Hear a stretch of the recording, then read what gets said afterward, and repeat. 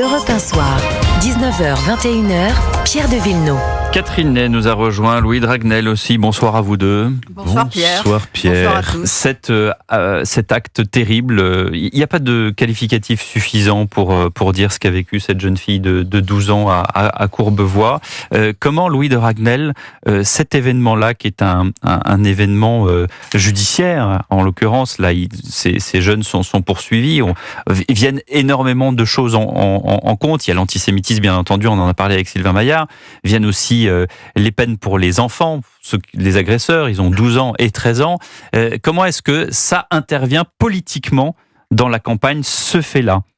Ça intervient politiquement parce qu'il y a tous les maux de la société qui sont réunis dans ce drame. Vous avez la barbarie absolue, l'ultraviolence, le jeune âge, parce qu'ils sont tous très jeunes, et puis évidemment la question de l'antisémitisme, avec, alors d'après les déclarations en tout cas de la jeune fille, la victime, tout ça mérite ensuite d'être vérifié, tout ça mérite d'être étayé, et ça le procès le dira, mais cette histoire, là où elle est particulièrement cruelle et dramatique, c'est que donc c'est son ancien, manifestement petit ami, qui lui reprocherait de lui avoir caché le fait qu'elle était juive, et lui-même donc avait dans son téléphone portable des drapeaux d'Israël brûlés. Donc vous avez tous les ingrédients pour que les malheureux ingrédients, les mauvais ingrédients, pour que la classe politique s'en empare, réagisse. D'autant plus qu'il y a un problème sur la question de l'antisémitisme dans la classe politique. On en parle quand même très régulièrement, avec les partis de gauche qui sont absolument pas clairs, voire la France Insoumise qui est tombée dans l'antisémitisme. De l'autre côté, les partis de droite... Mélenchon qui aujourd'hui parle de racisme antisémite. Absolument. C'est encore une autre façon de brouiller le message. Ouais. Voilà. Et un président de la République qui n'est pas suffisamment clair aux yeux de beaucoup de monde, et notamment de la droite. Dans un instant, la réaction de Catherine Ney. On entendra également Éric Dupond-Moretti qui s'est exprimé lors de ce rassemblement. Et puis nous parcourrons également l'actualité politique du jour. À tout de suite sur Europe 1. 19h, 21h, Europe 1 Soir. Toujours dans Europe 1 Soir avec le chef du service politique d'Europe 1, Louis Dragnel, et l'éditorialiste politique d'Europe 1, Catherine Ney, qui va réagir dans un instant à ce que dit le garde des Sceaux, Éric Dupond-Moretti, qui était également à ce rassemblement contre l'antisémitisme sur le parvis de l'Hôtel de Ville à Paris. L'antisémitisme n'est pas résiduel.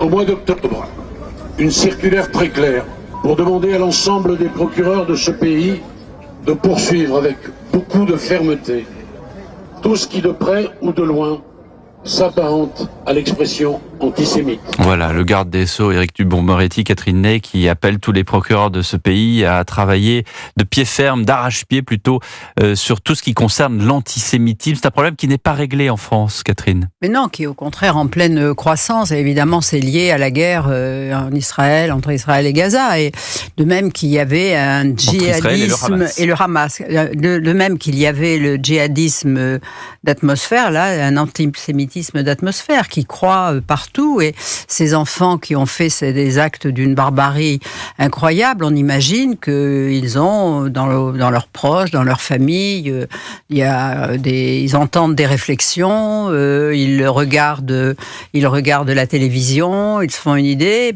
et donc ils sont lancés comme ça contre cet enfant. Mais moi, ce que je trouve extraordinaire, alors que l'on dit que la majorité sexuelle est à 15 ans, moi j'imaginais pas que des enfants de 12 ans, alors sauf s'ils regardent des films porno, puissent se livrer à des actes d'une telle violence, d'une telle... C'est ça, qu'est-ce qui leur passe par la tête ? Qu'est-ce qui leur passe par la tête ? Et voilà, mais bon, ils sont dans l'immédiateté, ils n'ont plus aucun filtre. C'est-à-dire plus aucun filtre parce que... Ils passent à l'acte comme si on était dans une série télévisée ou dans un jeu vidéo. Voilà, c'est totalement... il y a peu de jeux vidéo, j'espère. Non, mais passage à l'acte. Oui, je parle pas du cas précis. Oui, mais dans ce cas précis... On est dans une immédiateté, il y a des jeux vidéo où vous tuez plein de gens. C'est totalement terrible. Non, mais ce qui est terrible, moi, vraiment, c'est... On s'imagine pour les parents, pour cet enfant, je veux dire, elle est marquée à vie après une histoire comme ça, vous voyez, elle est abîmée, elle n'aura pas une vie normale, sûrement, mais, et là, on aimerait que les féministes, je veux dire, Sandrine Rousseau,